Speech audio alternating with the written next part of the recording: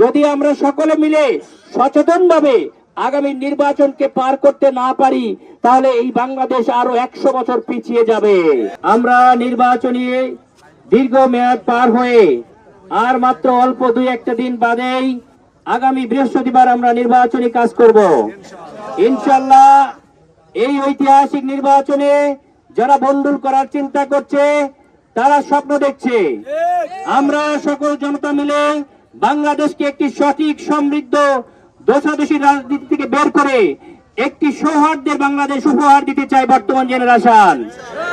আমরা আশা করি আমরা সকলে অতীতের ভেদাভেদ ভুলে বাংলাদেশকে একটি সমৃদ্ধির দিকে নিয়ে যাব।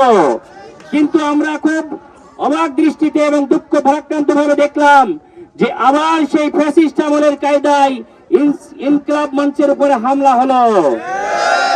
আমরা চাই না নতুন করে বাংলাদেশ সেই পুরাতন যুগে ফিরে যাক। বাংলাদেশকে সামনের দিকে এগিয়ে নিয়ে যেতে হবে।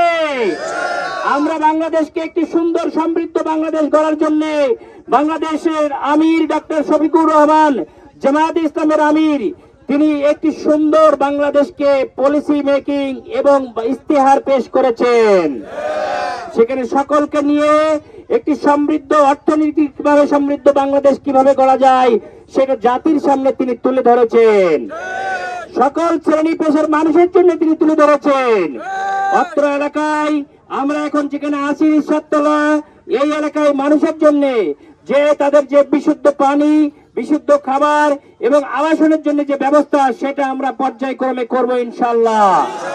আমরা চাই সকল মানুষ তাদের একটি মানসম্মত জীবন যাপন করবে ইনশাআল্লাহ।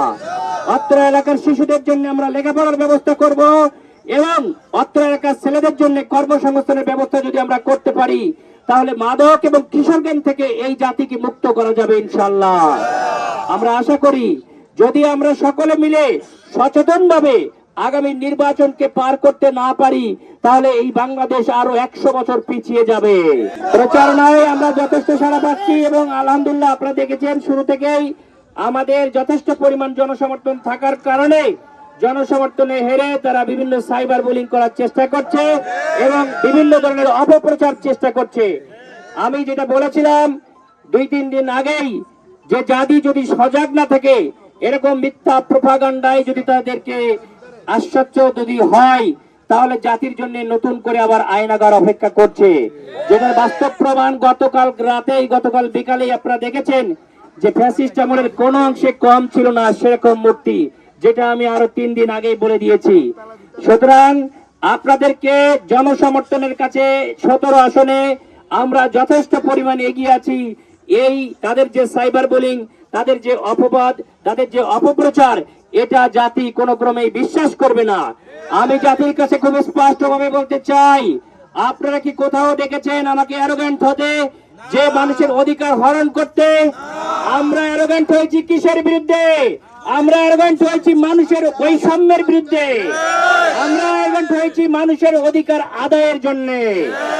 আমরা যদি মনে করি যে মানুষের অধিকার আদায় করতে যে যদি কথা বলা হয় আর সেটাকে যদি আচরণ ভাবে ভিন্নভাবে নেয়, তাহলে এই জাতি যে শৃঙ্খলে ঢুকবে, গোলামীর শৃঙ্খলে, সেটা আরো 300 থেকে 500 বছরের জন্য ওয়েট করতে হবে। আজকে মিডিয়ার মাধ্যমে আমি বললাম, যেমনটি আমি 3-4 দিন আগে জাতিকে সতর্ক করেছি, নতুন করে আপনারা আবার আয়নাঘরের জন্য প্রিপারেশন নিন। সেই মূর্তি গতকালকে মানুষ দেখেছে। একইভাবে এই সাইবার বুলিং যদি তারা বিশ্বাস করে যে ডাক্তার খালিদ কারো অধিকার হরণের জন্য মূর্তি খনন করছে কিনা, অ্যারোগ্যান্ট হয়েছে কিনা, আমার আচরণ খারাপ করেছে কিনা, আমি আচরণ খারাপ করেছি বৈষম্যের বিরুদ্ধে কথা বলার জন্য। আমি আচরণ খনন করেছি মানুষের ব্যাংকের টাকা লুট করে নিচ্ছিল, সেই লুটকে ঠেকানোর জন্য। আর এটাকে মিডিয়ায় বিভিন্ন ভাবে প্রকাশ করা হচ্ছে আমরা যেন মানুষের অধিকার হরণ করতে গেছি, আমরা যেন চাঁদাবাজি করতে গেছি, তাদের থেকেও আমার আচরণ খারাপ, এভাবে কিন্তু কিছু কিছু ক্ষেত্রে প্রকাশ করা হচ্ছে। আগামী নির্বাচন একটি সুন্দর সুষ্ঠু পরিবেশে অনুষ্ঠিত হবে বলে আশা ব্যক্ত করছি এবং সকলকে সজাগ থাকার জন্য আহ্বান জানাচ্ছি।